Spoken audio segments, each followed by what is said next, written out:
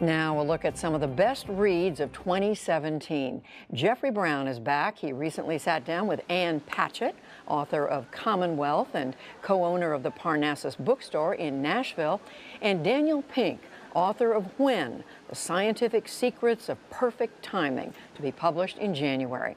They met up at the newest Politics and Prose bookstore here in D.C. All right, so you want to start us off, Ann? What do you want to start with? Okay, so many things. I'm going to start off with David Sedaris' Theft by Finding. This book just broke my heart, smashed me open. It's David Sedaris' very, very best book. It's his diaries from 1977 to 2002. Mm-hmm. His partner Hugh described it as David Copperfield Sedaris, and that's exactly what it's like. Sort of the making of David Sedaris. So true, and he had a really tough start. He says in the introduction that this book should be dipped in and out of and read over a long period of time. Absolutely not true. I picked it up. I couldn't stand up until I finished it. It's riveting. It makes you laugh. It makes you cry. It's everything you'd want in a book. All right, and for David Sedaris fans, you sort of see where he came from and where the stories came from. Yeah, but also for people who've never read him before or who aren't David Sedaris fans, this is just a fantastic piece of writing. Okay, Dan? So this one will make you laugh and make you cry, though I think for different reasons. It's a book called Everybody Lies by Seth Stephens-Davidowitz. He is a data scientist, and the premise of the book is indeed that everybody lies. That when we talk to our friends and when we talk on social media, we actually are not truthful about who we really are, what our preferences are.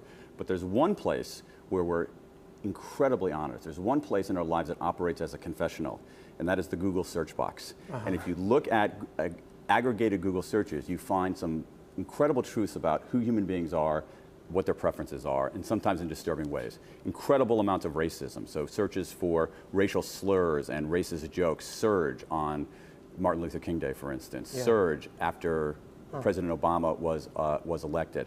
They end up being predictive of which counties certain candidates are going to perform well in. And also, as someone who's been married for 22 years, if you look at what wives say about their husbands on social media, if you look at the actual words, they say, my husband is the best. My husband is my best friend. My husband is cute. And I know what's coming. You look at their search data, their search data say, my husband is annoying. My husband is gay. My husband is cheating on me. So does it offer any hope for the human condition, or at least understanding the human condition? You know what I think it does? I think what it offers is that we should trust our instincts less and trust the data more. That there are some ways to reveal what people's preferences are, what people are really thinking, and that a lot of times our intuitions about people are dead wrong.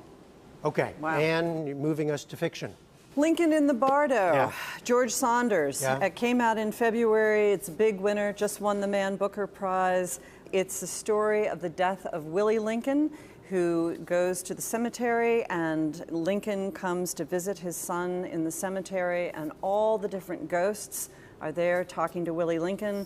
It's a little bit like Spoon River Anthology. It is multiple voices. Right? Multiple voices, and also a lot about Tibetan Buddhism, a lot about American history. It's really innovative, it's smart, and it's a book that pushes you, it stretches you in a lot of different ways. But believe me, you're not ever going to read anything else like it. You know, I interviewed him and I read the book, but I told him, it's one where I started and wasn't quite sure what I was reading. Right, and put it aside for a little bit. And then it was when I picked it up the second time that I just breezed through it. Yeah. Loving it. Yeah. It is a profound book. I would say the best book of the year for my money. Wow. Aha. This one. Okay. What do you got? Well, so what I've got is a runner-up for the Man Booker Prize, which is Exit West by Mohsen Hamid. This is a really peculiar and intriguing book. It's a love story at some level about these two characters named Saeed and Nadia. It's also a political novel because it's set in a place that's torn by civil war, and these two characters end up becoming refugees. But it also has this really interesting amount of magical realism, because the way that people emigrate is they go through these doors, Narnia-like, and they end up in Greece, they end up in London. The thing about this book, and the reason that I chose it, is that for me, this book was sort of like those moments when you sit around a campfire, okay, and then you put your jacket back in the closet when you come home. And then a couple months later, you come back to the jacket and you can oh, it sort of smells like fire. And this book, for me, it just stays with me all the time. I keep thinking about it. And what I also love it as a writer is that this is not a long book. And it is an incredibly efficient, well-constructed book. And so it does all these things at once in a way that is really, for me, has lingered with me months and months and months after reading it. It's very up to the moment in its concerns, right? Right, it's about refugees, right. But in an extremely creative telling. Right. Okay, Anne, what do you got? Less by Andrew Sean Greer. This has been a depressing year for a lot of people, and I really want a book that was going to make me laugh. And the number one thing that people come into my bookstore and ask for is a book that is smart and funny and has an uplifting ending. And those books are Really? few and far between. Asking you to be for uplift. That is what people want. And a really smart, funny book that pulls you up instead of down, tough to find. This is about a character whose last name is Less. Arthur Less is just about to turn 50. His longtime partner is about to marry another man, and Less is embarrassed because he can't go to the wedding, but he can't just sit around. So he decides to take a trip around the world and accept all the invitations he's been offered. So this is really just a story of a guy on the eve of his 50th birthday trying to make peace with his life, his past, who he is, and it's hysterical, and the writing is fantastic. And I think not enough people are reading this book, so read Less. Oh, well, that's what, I mean, some of those others you've picked have gotten more attention than that one, right? Exactly. Yeah. Okay. Well, so in that spirit, my next choice is a book called... In the unsung spirit? It's not this. Well, I have one that's really unsung. Okay. This one is quietly sung. Yeah. This is The Best We Could Do, and it's a graphic novel. And I happen to love graphic memoirs. Books like Persepolis, books like Arab of the Future, because they take you into this world that you might not see, but again, they do it in this brisk, powerful way. And this is a story about a woman who was born in Vietnam, whose family fled Vietnam, were boat people in Vietnam, and made their way into the United States. And so what seems like a classic immigration story, and this is, what this writer does is that when she has her first kid, she starts wondering about her own parents.